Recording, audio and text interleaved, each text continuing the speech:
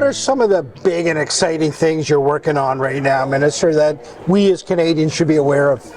Look, there's no shortage of big and exciting things. One of the things that's really exciting for me is we've got buy-in across levels of government, across partisan affiliation, that we need to solve the national housing crisis.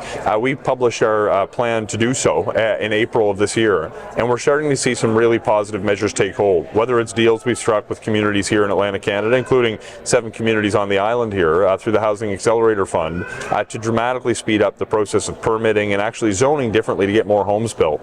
We have exciting news coming on public lands that's going to allow us to build more homes on lands owned by governments to help reduce the cost of construction. And actually today we're sharing that we've concluded 2 agreements with PEI and New Brunswick, or rather New Brunswick on the Canada Community Building Fund to help support infrastructure to the tune of several $100 million in those 2 provinces alone over the next 5 years. One thing that I am excited by, and look, you get a unique perspective when you come into a portfolio like housing as a guy from a small town Atlantic Canada. Housing has usually been viewed as a bigger challenge for the nation's biggest cities, but we've embraced growth in Atlantic Canada over the last number of years, and now we realize we need to make sure we're building appropriately for it.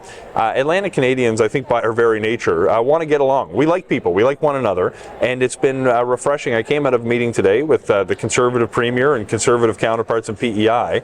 You would never know who was of which party in that conversation sitting around the table. We're in it to solve problems. We recognize there was a common problem that we need to all cooperate to solve, and we understand that our constituents don't much care which level of government, which party we represent. They want service and they deserve service, and I get the impression that leaders of all levels and of all parties here in Atlantic Canada want to work together to solve those problems. So despite some real challenges, I'm filled with a sense of hope and optimism that we're going to get the job done.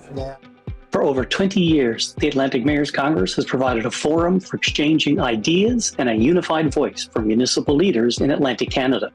The Summerside edition has a particular focus on addressing housing and homelessness, with sessions engaging community, provincial, and national perspectives.